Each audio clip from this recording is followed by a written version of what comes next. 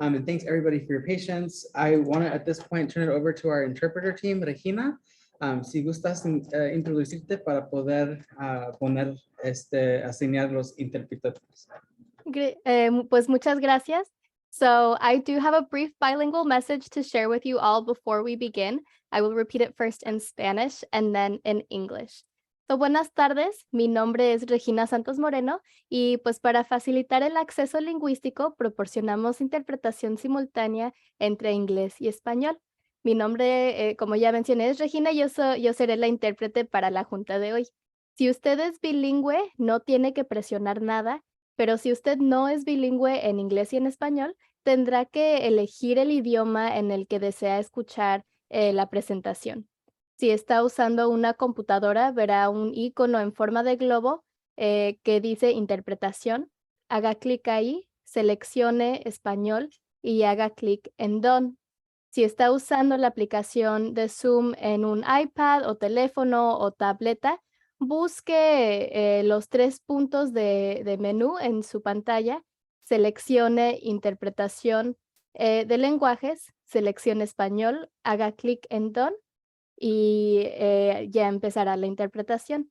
Les recordamos a los oradores que hablen uno a la vez y a un paso moderado.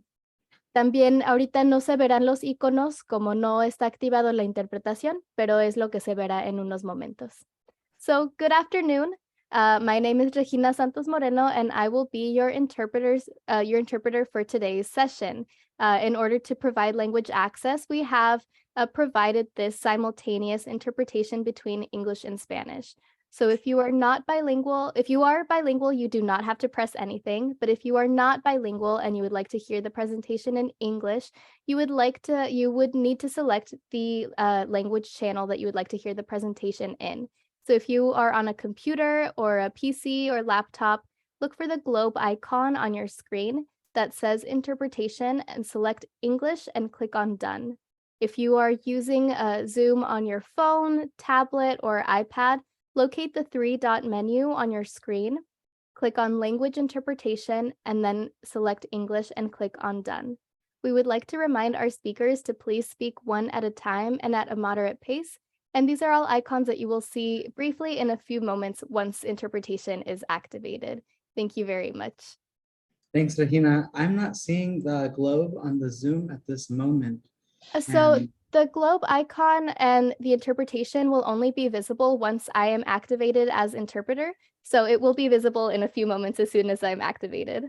Thank you, Regina. Of course. I'll activate now if that's all right. Awesome.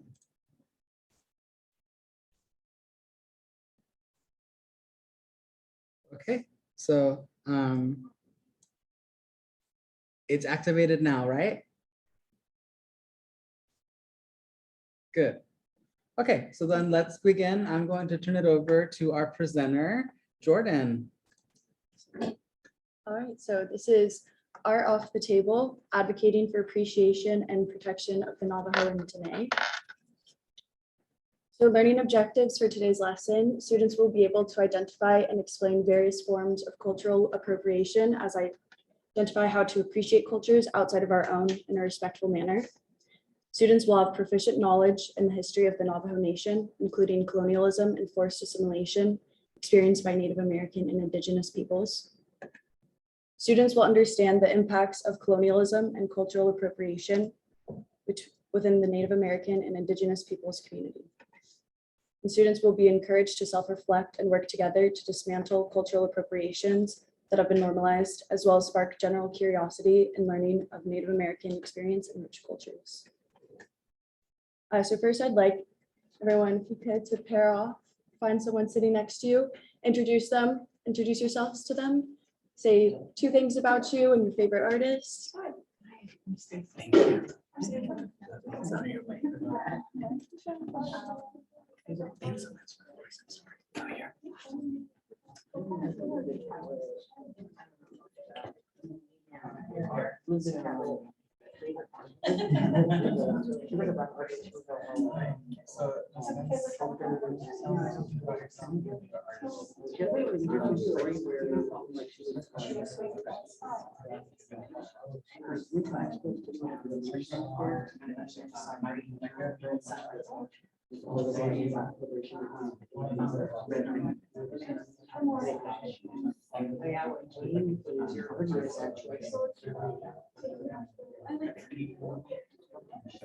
One or two things about it would be like this style.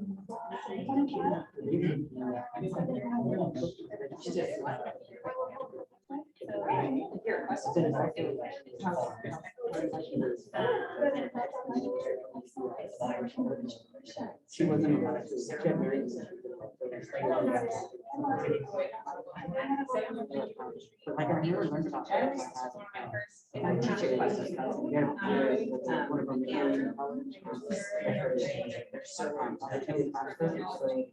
Celebrated.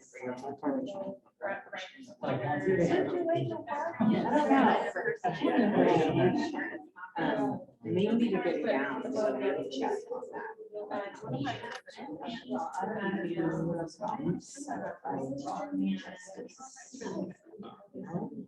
I'm gonna write it down.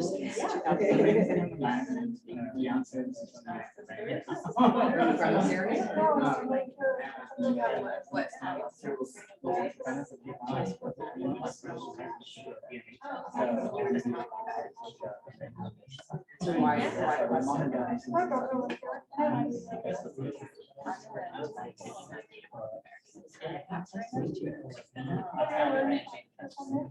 Bay Area. Yeah. Which is south of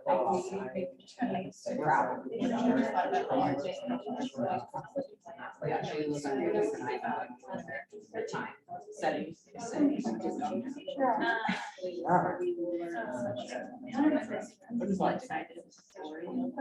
Yeah, really.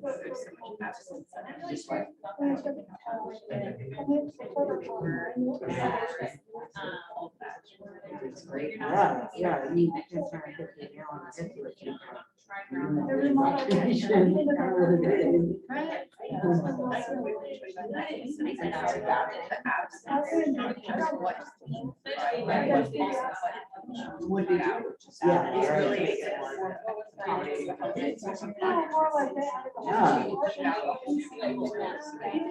It is, yeah.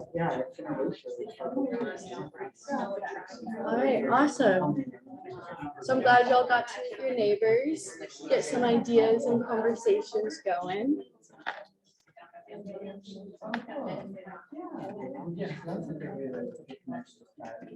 Okay. Awesome. So the difference between cultural appropriation and cultural appreciation.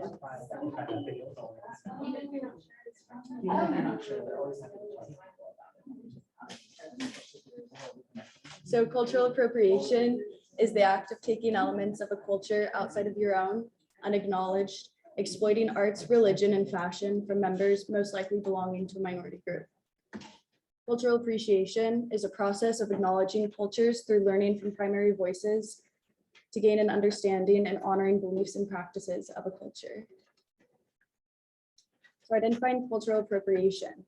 There are 4 categories of cultural appropriation. The first is exchange, the reciprocal exchange between 2 cultures. So this is when you're learning to cook a dish outside of your own culture and you're furthering your knowledge, you're willing to educate yourself before executing. The second is dominance, and can be defined as the pressurization of a dominant culture against a subordinate culture. So forcing Native American and African American slaves to fight wars before they even gained citizenship. The third, exploitation, stealing of a subordinate culture in order to benefit the dominant. This can be seen in the commercialization of Diné sand paintings. And the fourth one, transculturation, a creation of a hybrid between 2 cultures. So we can see this in colonialism and meshing the melting pot of the United States. So here's some pictures of common cultural appropriations. We have the Washington Redskins as their mascot. It has now since been changed to, I believe, just the Washington basketball team. And then the Kansas City Chiefs. In this picture, we have the Kardashians dressed up, wearing headdresses with a teepee in the background for Northwest's birthday, and the tapestries. All of these have become trends in fashion and mainstream. And then also in movies such as Pocahontas and Peter Pan, The Lost Boys, there's very colonial ideas that play into the stereotypes of Native Americans being angry and violent, which is very incorrect. As well as in Pocahontas, they have the song. I'm not going to sing it, and I'm not going to play a clip of it. I'm sure we're all familiar of it, but it in one part it says, "Hardly even human," and that's in a Disney movie that we show to kids. So some dangers of cultural appropriation. I really like this quote by Emi Ito. "Cultural appropriation is a form of white supremacy that perpetuates a colonial legacy. Cultural appropriation is mass racism stemming from systemic white power and propelled by white complicity. Complicity allows for assimilation, potentially leading to the loss of cultures and heritages. Assimilation is the process whereby individuals or groups of differing ethnic heritage are absorbed into the dominant cultures of society. Exploitation of Native fashions and degrading depictions has increased abuse and violence against Native American and Indigenous women. This is incredibly prevalent in a lot of Halloween costumes. I showed the picture before. They called it Sexy Indian Princess. It is also incredibly dangerous in terms of pornography. They're already in a they're degrading themselves in that sense. And that has, more than 80% of Native American and Indigenous women have experienced violence, and more than half have experienced sexual violence. This is correlated to the depictions that have been portrayed.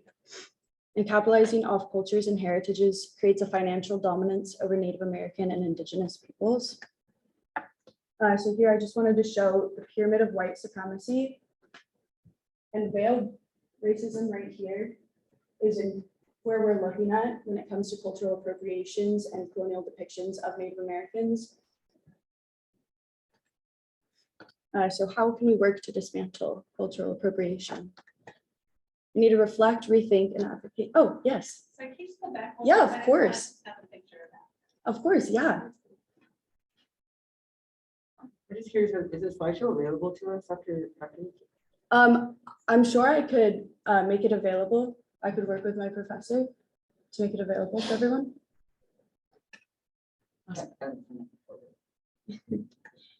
So yeah, we need to rethink, reflect, and advocate how we ourselves can be better and how we can outwardly be better.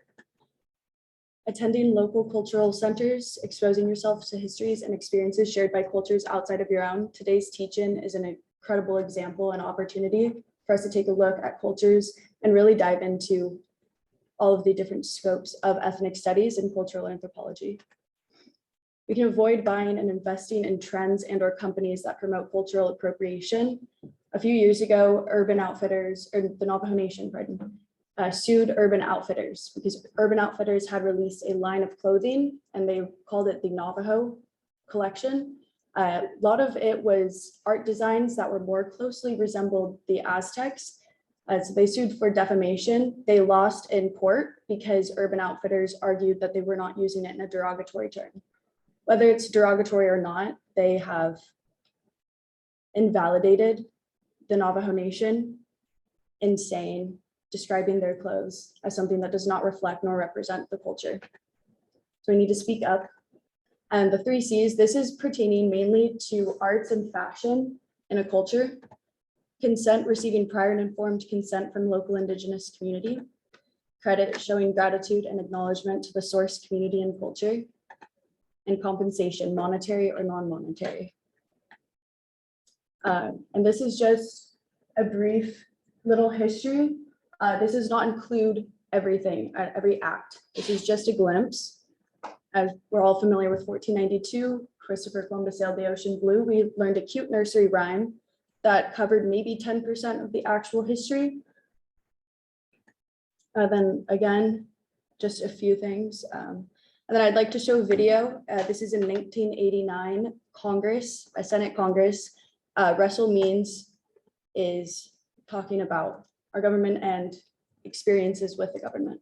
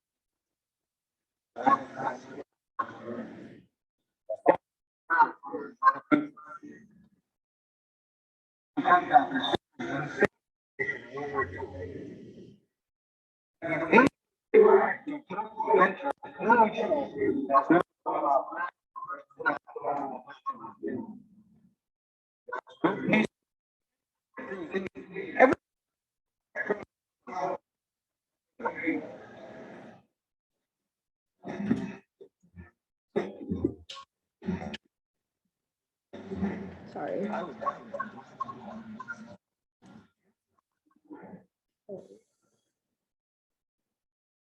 Sorry to interrupt. This is Lori. Can you hear me in the room? Hi, yes, we can hear you. The participants on Zoom weren't able to hear the audio. Could you maybe just give a brief summary or share the link? Yeah, of course. I can go ahead and share the link. I'm gonna do it right now in the chat. Thank you. So it's Russell Means, an activist in 1989, talking to Senate. This is regarding gambling and the capitalistic moves that the government was making in terms of that. Let me try to get the.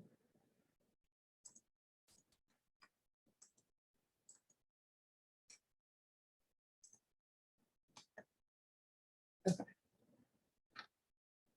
So I'll leave the link right there. Everyone. Moving on to just a brief little facts about modern Native Americans and tribes. According to the US Census Bureau, Native American Indigenous people make up roughly 3% of the United States population. The United States government federally recognizes 574 Native American tribes. And according to the 2022 census, only 324 reservations and trust lands are federally recognized. Alaska is actually home to half of the federally recognized tribes and only has one reservation in the state. Major tribes found in the US include the Navajo Diné, Cherokee, Apache, pardon my mispronunciations, Sioux, Chippewa, Choctaw, Lumbee, Pueblo, Creek, Haudenosaunee, Inuit people, and the Blackfeet Nations. Do you guys include Native Hawaiians there?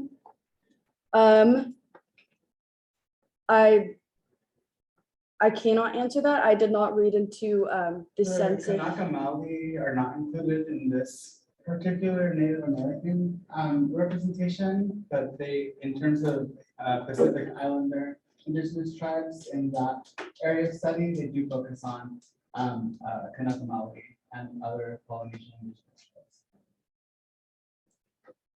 And the Navajo Nation is the largest in both landmass and population, with the Cherokee Nation following a close second, with its members spreading across 22 states. So who are the Diné?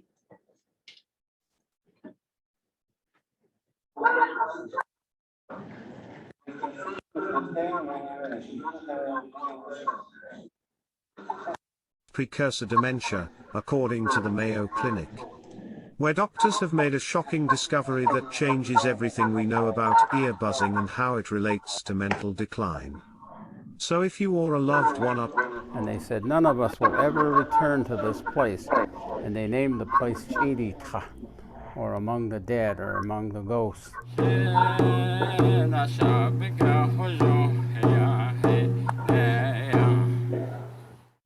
The story of the long walk among the Diné, or the Navajo people, occurred after 1863. Prior to that, we had the time when we were fighting with the Bluecoats. And the Nehbazad, or Navajo, they called them the EDUC. And that lasted for several years, even after they had done the Scorched Earth campaign against the Diné around 1862. And our people finally ended up surrendering at various places as Fort Defiance and Fort Wingate, which is now near present-day Gallup, New Mexico. From there, they were forced to march to Fort Sumner, which is out there way beyond the Rio Grande and the over the Sandia Mountains and out into the land area towards what is present-day Oklahoma. It's over 300 and some odd miles, but anyway, they wasn't adequate transportation. They had lots of problems because these people had been starving for a couple of years, and many of them were not very healthy, and they were forced to march, and many of them died along the track. And they were there in prison for the 4 years from 1864 to 1868, and they had very little food rationing. I think there was only coffee, beans, rice, flour, and bacon.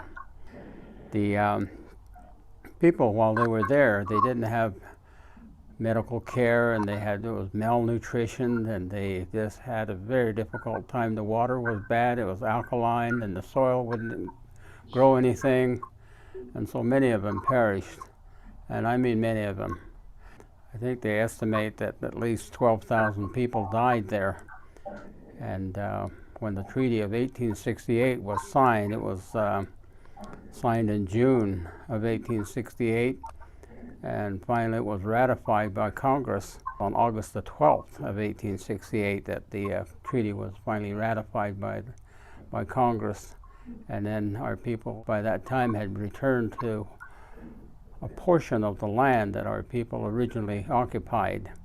It was a very small portion, and the major portion was up around what is now present-day Shiprock, New Mexico, and then going south. But along the long walk, as many of them died, and as they were leaving the Fort Sumner, the those that knew and led, they made a prayer, and they did a ceremony where they took arrow points, and they made a line as they were leaving. They drew a line between themselves and Fort Sumner, or Huerte, and they said, none of us will ever return to this place. And they named the place ETHN, or among the dead, or among the ghosts of the dead. And so that was the story. But when our people returned, they recalled all of the ones that they had lost. But those that had survived the 4 years, they made a song. And the song is called Shinasha. Shinasha is a song that tells about surviving spiritually, surviving emotionally, surviving mentally, and surviving physically. Those are the 4 areas of our being. And so the song, in its original presentation, and the way that most people sing it, is you sing the 4 verses of the song, Shinasha, and they're identical, but everyone knows, and it should know, that the first verse deals with the spiritual self, the second is the emotional self, the third is the mental self, and finally the physical self. Shinasha. Many times people in great error say, me, I'm walking around. I guess if you walk around, you have survived, but the actual meaning of the song is, I have survived. Shinasha.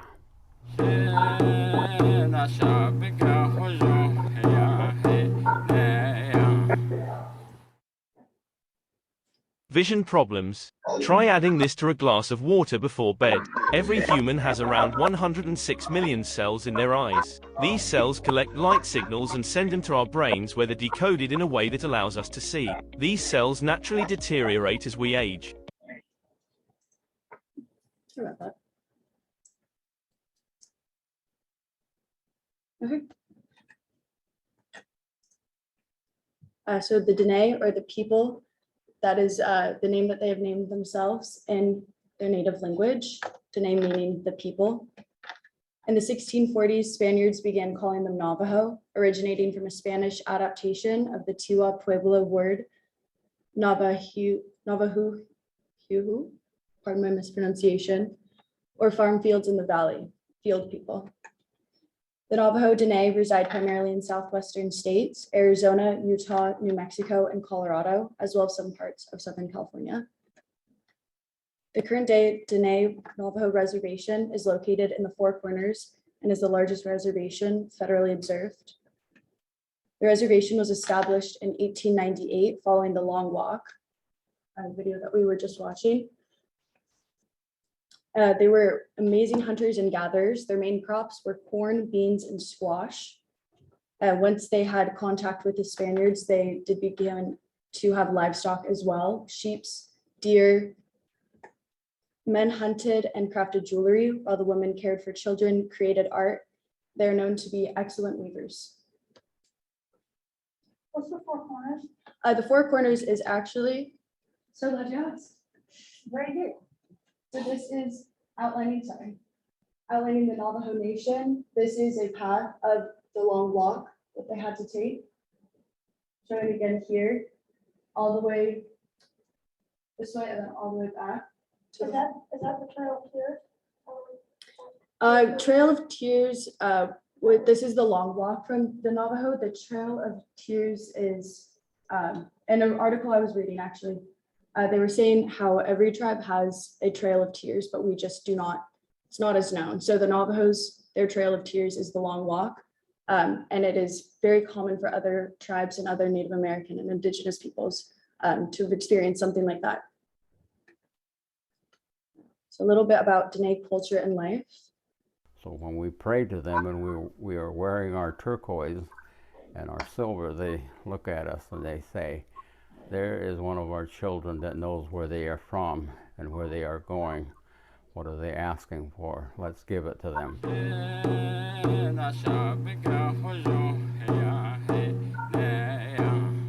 I will share a little bit of information about the four worlds. In our traditional teaching, everything is based on the sacred number 4. And so we have the first world, which has 4 names, Nahoshin, Neharpa, Nehatan, Ahani. Those are some of the names that are applied to the first world, which is the place where all life began. And then we have the second world, which is the blue world or turquoise world. Then the third world, which is the yellow world, which is the third world of the 3-dimensional environment. And everything in this world, in the third world, is based on the sacred number 4, so that we can know how to live in the next world, which is the fourth world. And the jewelry that we wear, the turquoise and the silver, is symbolic of the worlds that are in the past and the world that is in the future. There are 4 types of metal in this world. There's the black metal, the blue metal, the yellow metal, and the white metal. And the white metal, of course, represents the fourth world, which we haven't experienced yet. And in this world, of course, we wear the jewelry of the turquoise.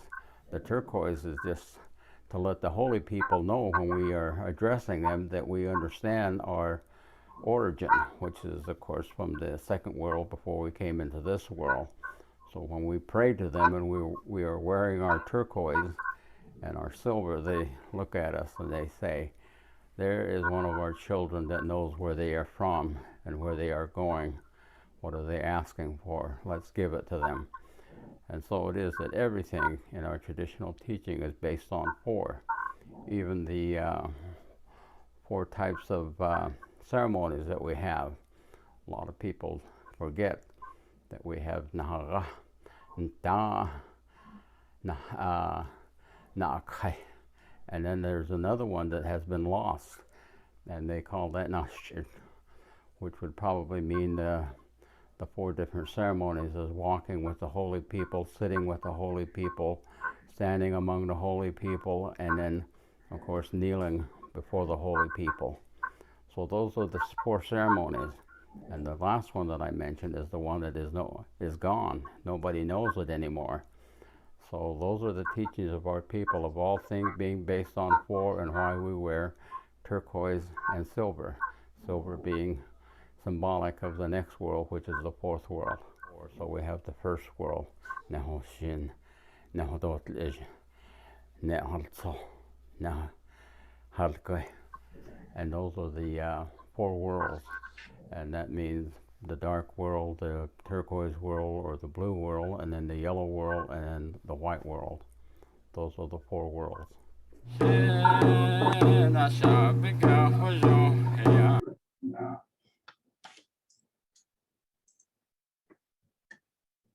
So popular clothing items include wool, sheep, and deer skin, primarily in the winter months. Summer months, they had lighter clothing, primarily made out of deer skin. Silver and turquoise jewelry is incredibly important and was heavily worn. They traded pottery, baskets, and crops with neighboring Pueblo tribes. They're polytheists. They believe in many gods and deities. They hold rituals for religious purposes, as well as rituals for harvest or planting crops. The sand painting is one of the rituals that I will be talking about today. The Hozoji, the keeping of harmony between the 2 forces, is a crucial role in maintaining the balance between the holy people and those of the earth. The knowledge and skill is passed down through generations, through stories, songs, and chants. So you can see here, she's wearing a long turquoise necklace with a naja at the bottom. We will be talking about that later. It's a crescent shape, and that is for good luck and to ward off evil spirits, evil beings. Here you can see they have very, very colorful clothing, beautiful woven skirts, socks. I believe they're doing a dance. And then up here, you can see their weaving stations. And then some more pictures. These 2 pictures in the corner are from a sheep farm on the Navajo Nation. Right here is a hogan, which is primarily made out of sticks, stones, and mud. And then, You know the year approximate? sorry, what was that? You know the year, like when those were taken or where? I do not know the year in which these were taken. These are pictures courtesy of the Smithsonian, though. That's fairly recent in the bottom. Yeah. There. Those structures are still used today.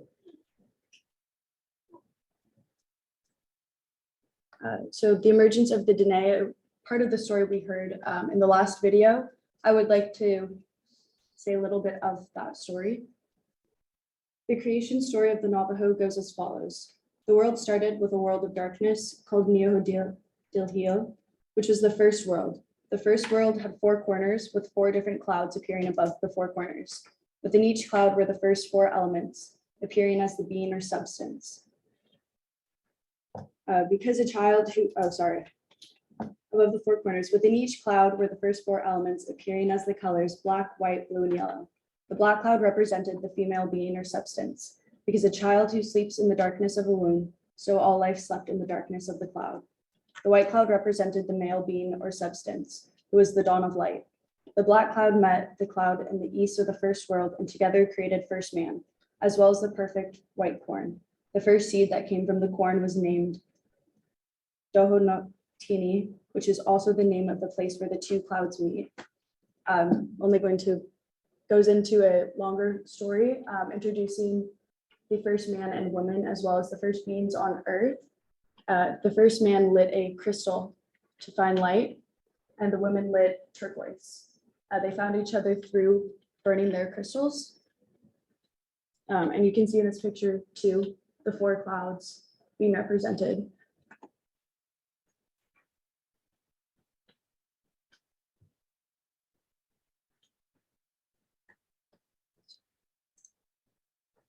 Can't go?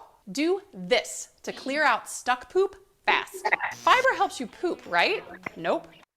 When we begin the story of the emergent story, or Diné, we generally find a story that talks about the place where the four rivers flow in the different directions.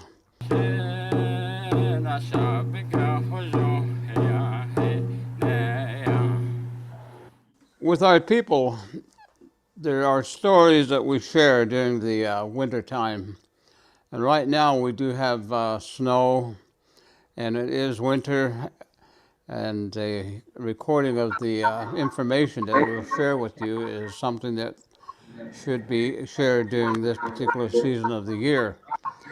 It is that the story is referred to as the emergent story or the creation story. But in our language, we don't have a word for creation. There's no word for creating. And it is that we have a word that says organize. And so the story, in one particular way, which is only found in the ceremonial prayers and in the ceremonial songs and in ceremonies itself, it talks about the actual organization of Mother Earth, how Mother Earth is actually made up of material that was found in the void by the holy people, and how they put a crystal, Tsagatntini is what they call that crystal. It's rock that can be seen through, Tsagatntini, and that is in the center of the earth. And then the holy people found all of this material out in the void, and then they enclosed the crystal with layers and layers of different material that they found and brought in to dress Mother Earth with the most precious and the most beautiful material. And this is way before the life form was placed on Mother Earth. And Mother Earth in our language is called Nasa, which is the word, which is the surface that is woman. Nasa. Sometimes they say Nasan, but Nasa is the original way that they refer to it in the ceremonial songs and prayers. But the whole story starts actually with the organizing of life and life forms in what is the first world, and then the journey from the first world to the second world, where the five-fingered being is identified as the children of the holy people. There are other life forms such as vegetation, insect, birds, and animals, and these creatures. And that's the story that sometimes in our own people they get confused and they call it the emergence, which is not correct. If it is in any way to mention the word emerging, it is emerging into life and actual living beings. And so the right way to explain it in the language of our people is inna Nishitahasya, is that life was given to us. And so when you really understand the songs and the prayers, when the story is told about the organizing of Mother Earth and all life forms, it is that it's important to know that the way that it is understood is that we were beings of awareness when we took on a life as a form of life, and we were beings of awareness, and so were the vegetation, insect, birds, and animals, and all life forms took on that sense of awareness. But it is that the awareness actually becomes something that is far greater than what we can say in English, because there are no words for things that we can talk about in English. But now and then I come across words throughout the various languages, like when you say Hajine, in Japanese, there's a word, hajime, which means the first place. But it is in our language, that first place was the first place where life was given to all of the different life forms that we observe today on the surface of Mother Earth. So that's one side of the story. The other story that is very important to our people is the actual arriving from the direction east while we are here in this life form and journeying across the Great Plains to here into the Rocky Mountains, and how our people established a civilization that continued for almost 2,000 years. And it is that these two stories tend to intertwine, and when the telling of the story, there's a lot of it that is the physical evidence is still there. When we begin the story of the emergent story, or Diné, we generally find a story that talks about the place where the four rivers flow in the different directions, and that the river that flows to the direction south and the direction west, and those are the two rivers, the main river, but the other rivers, there's not too much of a story to them. But that is mainly the starting point of the story as it begins. And I would suggest to anybody that is interested in these stories of the emergence or Diné. Now, when we look at the story, we have to understand that Diné sometimes is confused with the idea that our people had bundles of belongings and that they strapped to their back, and they're all moving in a direction, coming from the ground, coming up and up and up. And that is the word that applies to that time when they say that we came from the ground and we came up. But the actual name that we have as we refer to ourselves is Diné, and that means from up, de, and then ne. So it is very important to understand that the first part of the story is telling us about coming from up here where there's no surface to the surface of Mother Earth.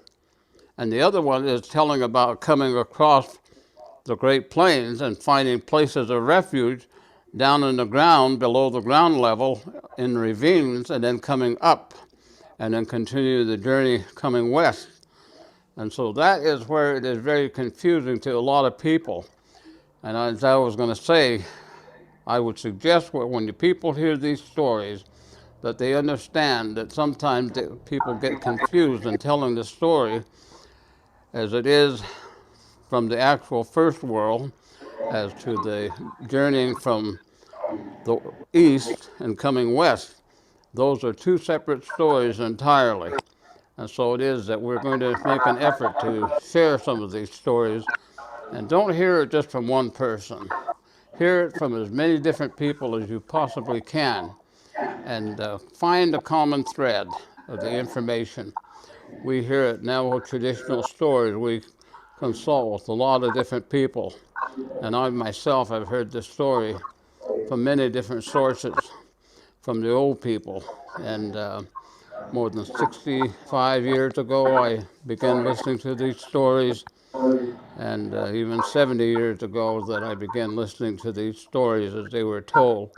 And there's a lot of things that have not been included in the modern telling of the story of the origin of our people and their journeys and their experiences as they came from either the direction east, coming west, or from actually living and being given life in the first world.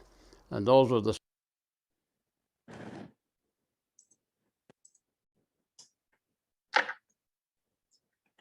So the sand paintings were believed to be gifts from the deities. These healing ceremonies were led by the Hatali, the singer, medicine man. and takes place on the floor of the hogan. I saw a picture of it previously. It was the structure made of sticks, stones, and mud.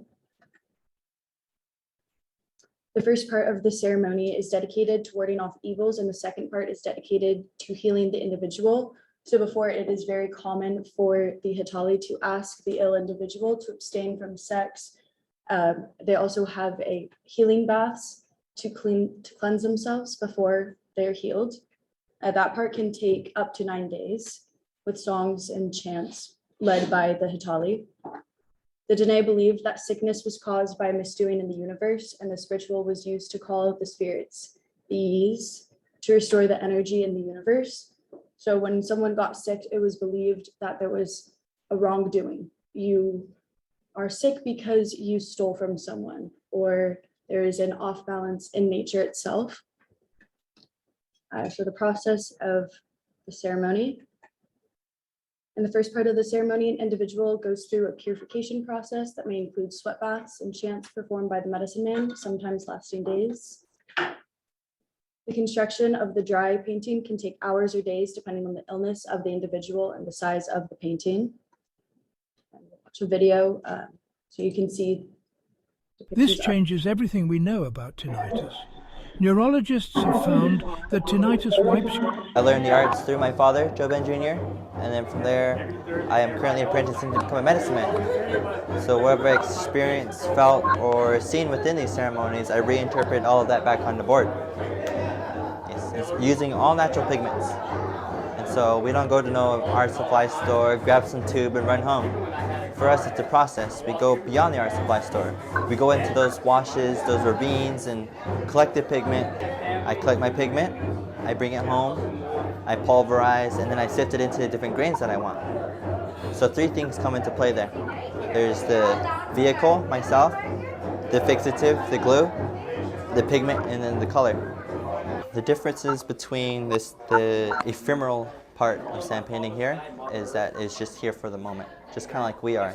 We are not destroyed and thrown away, but just more put back into our surroundings. And so that's the ephemeral aspect of using this sand painting here that we use within the ceremonies.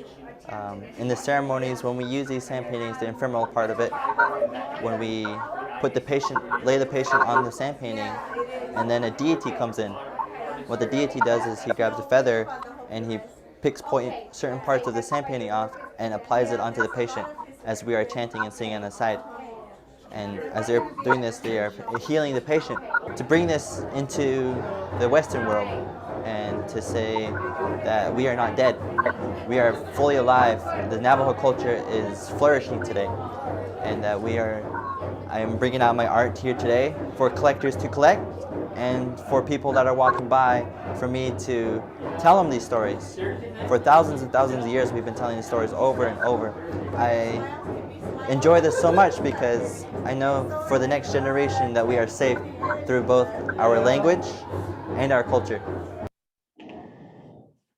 And before we continue, I would like to note, when he was speaking, his artwork is depictions of what he sees in the ceremonies. It is incredibly sacrilegious to film and record during these ceremonies. So for that reason, I will not be showing an actual ceremony of sand painting. But he is Diné, and he is depicting what he feels and what he sees in these ceremonies. And that is the art that he is showing.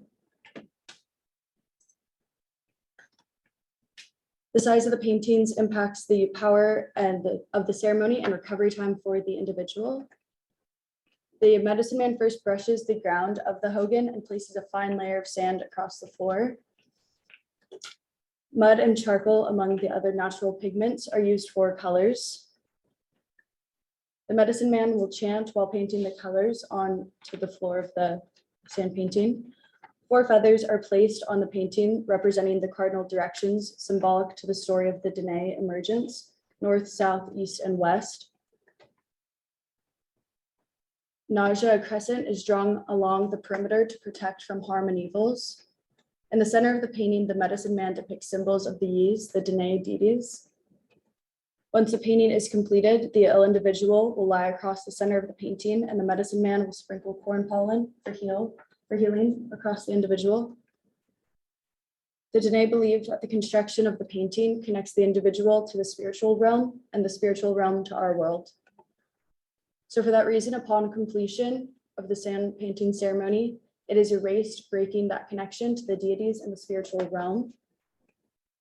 Not erasing the painting can anger the deities, and it is believed the individual would not be allowed to heal.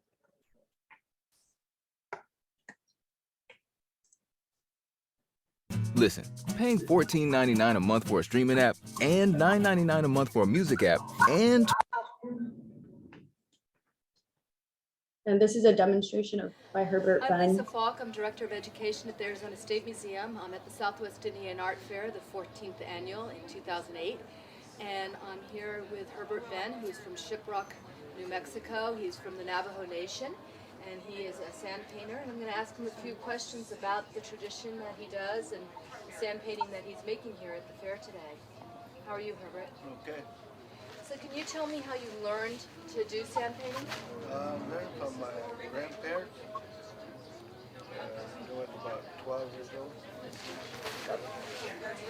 So how did you watch, or did you do it, or did they guide your hand? First I watched, and then later on I started helping through the ceremony. They having a ceremonial thing. So I helped, and then this is where I started doing it on the boards. And what's your grandfather's name? Joe. Herbert? Joe Herbert? Yeah. And so he did it for medicine ceremonies. The stuff that you do, though, on the boards, how does that differ from the ones that are done for ceremonies? For the ceremony, the sick person has to sit on the sandpaper after it's done. Then they sing over the person, and say the prayer over the person to get well. That's the purpose of sandpaper. And when you do the ones that you do for demonstration purpose, or the beautiful ones that you do to sell, how do those differ from the ones that are done for ceremonies? There's certain ways you're supposed to do it during the ceremony, but when I do as an art, at least the parts off, I don't do the way it's supposed to be done in the ceremony. So it might be a different color, or different colors, and some parts are not all there, leave some out. And where do you get the colored sand? What is it? It's a ground up sandstone. Then I grind it, and then I sip it through to the fine coarse. And how does it get all those different colors in it? They're all different colors of sandstone. Oh. You have to look for it all over the reservation. Huh. And when you're doing one of the ones that you make for sale, how long does it take you to do, say, a 10 by 10 piece? Like 12 by 12, it took me about 4 to 5 days. And what are the different designs that you're using? What are you drawing on for your inspiration? I'm making corn dancers. Here is the corn stalk. These are the planters. It has it's carrying the seed in the back of him. And is that a fox there? Yeah, this is the fox we use to dance with. Well, anything else you'd like to tell people about sand painting? This one right here, these are rainbows. Good luck, And there's a lot of different kind of sand painting. Maybe over 100 paintings, different kind of painting that's been used during the ceremony.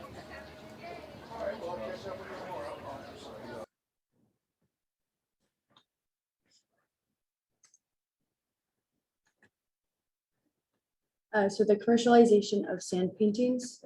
The invention of Elmer's glue in the 1960s sparked the initial selling of sand paintings. This benefited the Navajo economy. They were the only ones selling the artwork. So they were the only ones creating, selling them. So they were the only ones profiting from them. Now, since times have changed, we see on Pinterest, Urban Outfitters, Other forms of mass media, the sand paintings, which takes away possible monetary value to the Navajo Nation, as well as misrepresenting their culture and unacknowledging the history and experiences that go into the sand paintings. Commercializing the sand paintings outside of the culture takes away monetary benefits from the Navajo. Exploiting the Diné tradition of sand painting for capitalistic gain may lead to assimilation and perpetuates the destruction of the sacred Diné culture, as well as Native American heritages as a whole. Assimilation is a process in which members from a subordinate culture are absorbed into the dominant culture within a society. Cultural exploitation passively normalizes oppression and colonial ideals. And I'm just going to show you a few minutes of this clip.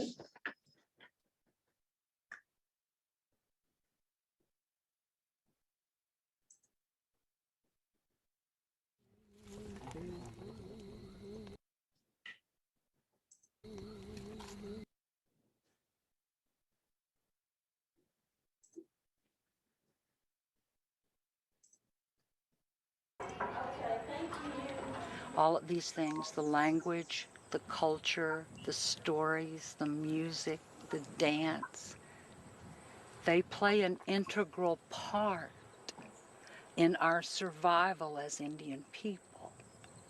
So when they are under assault, our survival is under assault.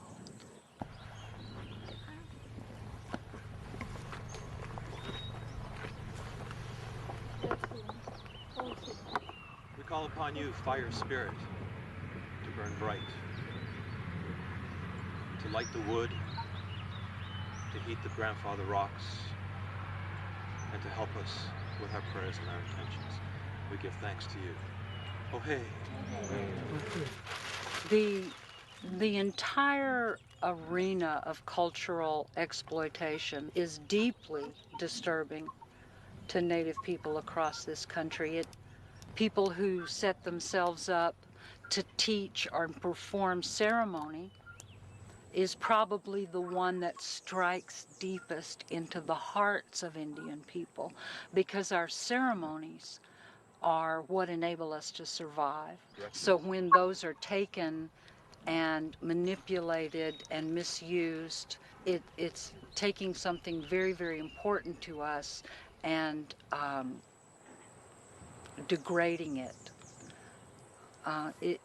It hurts. The most important is smudge your tools. When you're working with them, Smudging tools? smudge. Yes. You know, to smudge with sage, smudge. Okay. Smudge yourself, smudge the bowl, smudge the stem. And work in a rice spirit. It's very interesting to see these group of Danish people trying to imitate what they think Native people are doing with a sweat lodge ceremony. And they're giving a perfect, almost textbook example of almost everything wrong you can possibly do. The first mistake is a true ceremony is not something you should film.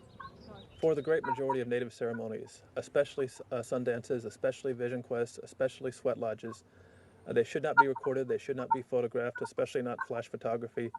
It's disruptive, it changes the nature of the ceremony, it turns it into something for display instead of something for the people involved in the ceremony.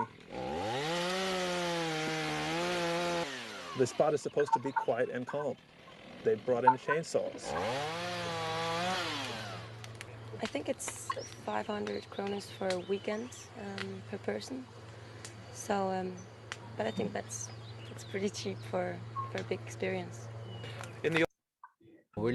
So for background on this video, this takes place in Denmark. And it is the Danish trying to recreate sweat lodges, and they're going over to Denmark to experience this. Provide us with this information. In the time of, we would say, individualism, it's all about money. It's all about how much money we can get out of another person. You can't have any other thoughts in your mind except healing. If you have money on your mind, you're doing more damage than good.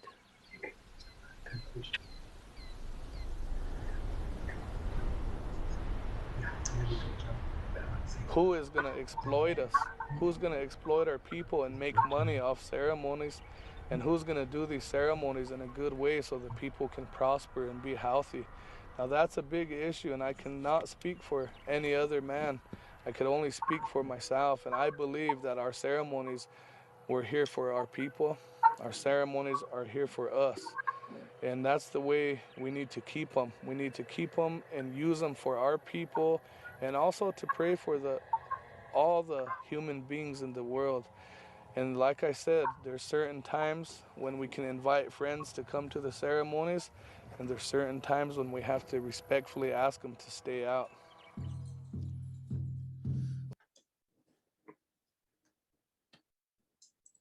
And we're running out of a little bit of time, so I'm just kind of going to wrap this up. So the commercialization of culturally significant artwork is veiled racism and validating heritages and experience of Native American and Indigenous people. And so if we were to remember that, going back to the pyramid of white supremacy, it falls a staggering high level. So how can we show our appreciation and support to the Diné and other Native peoples? Do y'all have any input? I got some things. I actually have a question about the ayahuasca and psilocybin and all those native plants and the ceremonies that are used and the commercialization of all of that. And yet it seems like there's been some really good strides in PTSD and grief and all these uses of these medicines. And I'm just wondering how you reconcile that. And that might be a question that's out there. That is a great question. I'm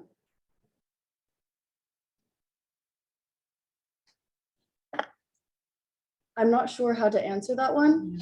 I have not done as much research into the ayahuasca and peyote psilocybins that are found in ritualistic ceremonies.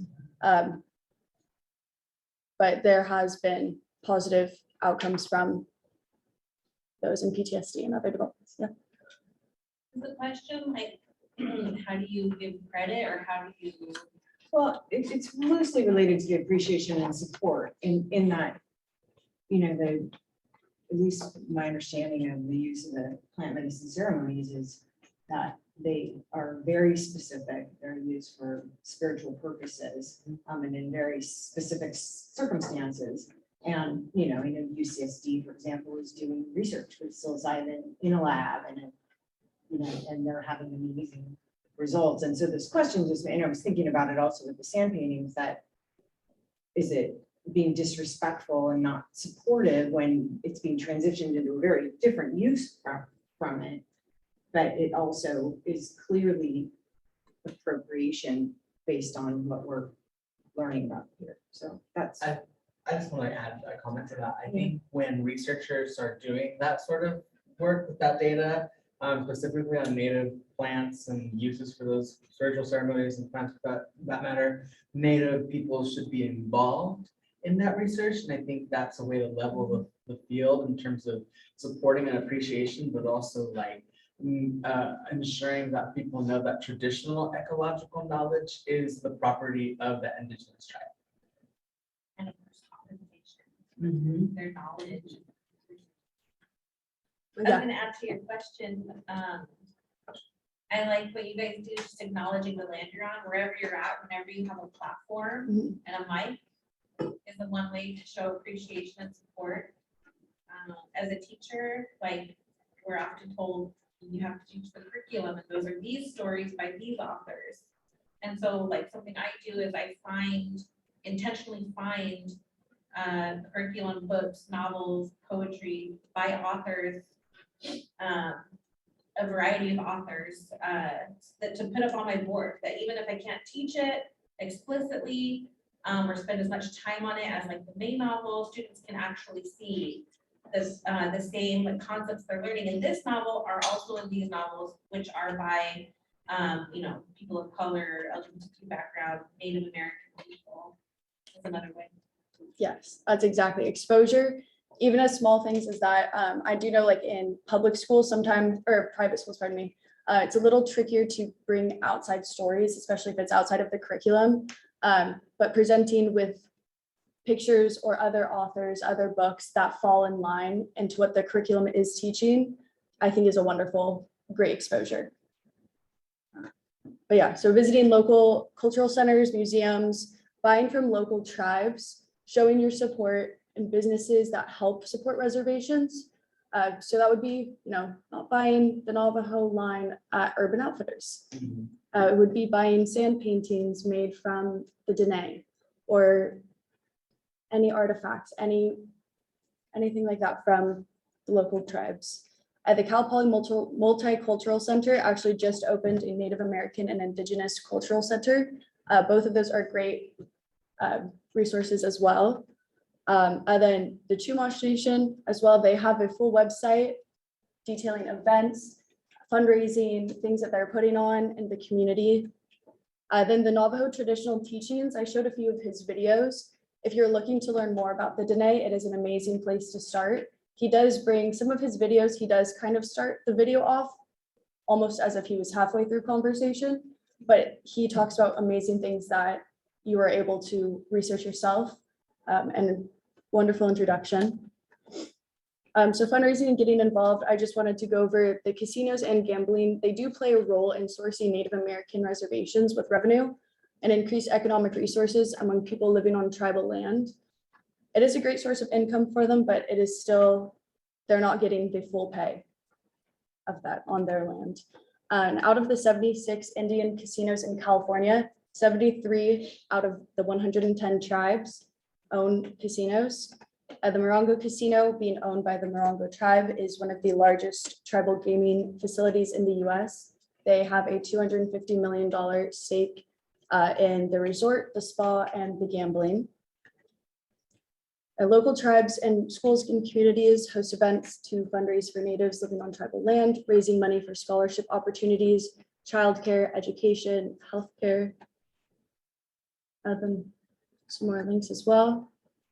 Then I wanted to open this up to y'all and see if you knew of any fundraisers or events that you wanted to promote or share. I would love to hear. And I'm sure our friends on Zoom would love to hear as well. Yeah, and a couple of things come to mind. So I am like adherent with the Sixth Declaration of the Zapatistas. So I just kind of like to follow what they're doing, but also like their philosophy and philosophies of solidarity. And so, they're always very much encouraging to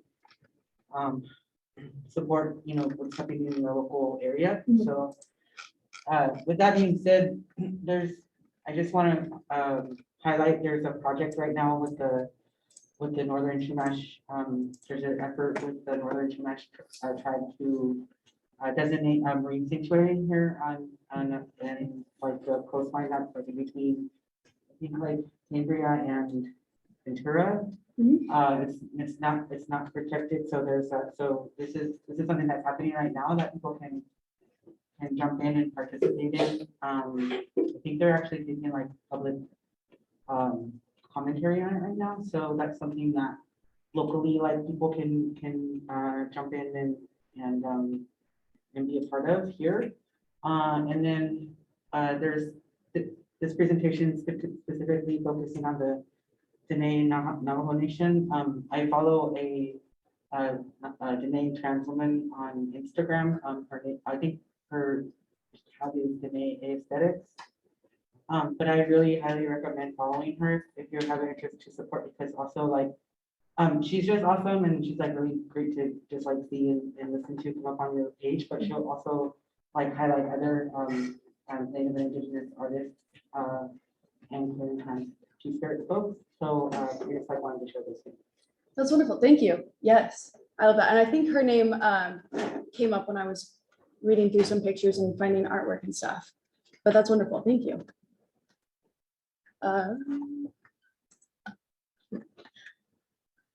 So yeah, and then we were just gonna do a quick little trivia. Yeah. Sorry, I want to say also one more thing. There is a lot of tribes that like are not federally recognized, that are like, still in struggle to be like, on their lands and involved with their cultural traditions. So just maybe to like, when you're looking, there's a site called like I think it's native.ca. You can go and like look up like whose land that you're on, and that will also maybe give you like more specific peoples that are sometimes not federally recognized that also need support and solidarity. And as of now, there are still 81 tribes in California advocating for federal recognition as well. I'm just gonna go through the game. If you guys want to shout out the answers, feel free to. How many tribes does the US federally recognize? Anyone know? 574. Do you know how many are federally or reside in California? 110. And then what nation were the original stewards of San Luis Obispo part of?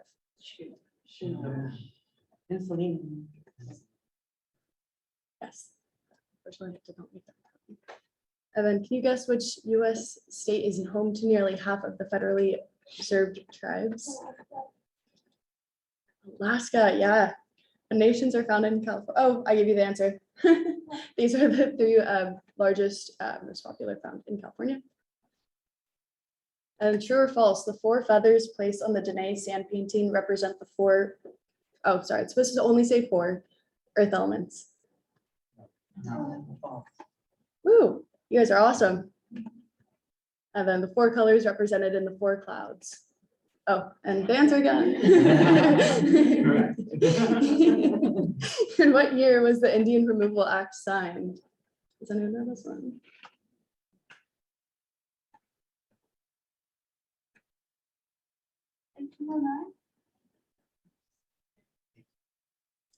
Ooh, 1830.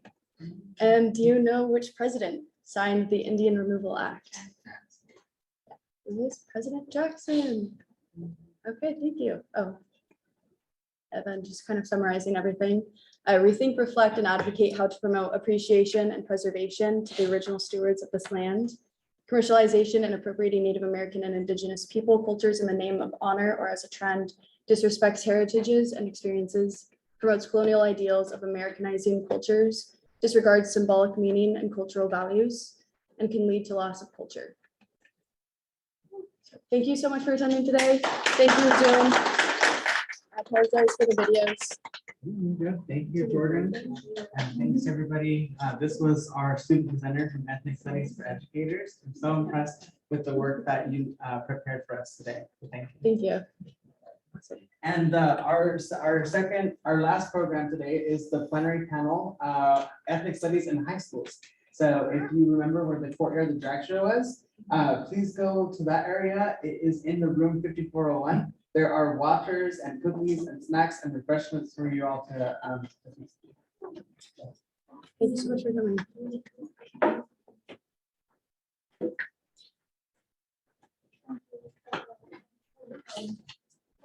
Yeah, that was great. That was for sure great.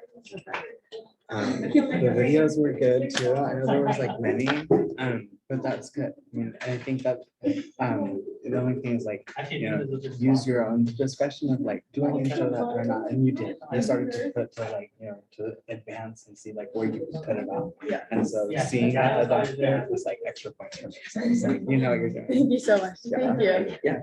Awesome. And then I think there were some questions, I don't know, I think in Zoom and in the classroom, about publicizing or. Oh, the links, the videos. Yeah. Yeah. So, So I was wondering if there was a way that I can like. thanks, everyone. We'll see you on the panel. Bye-bye.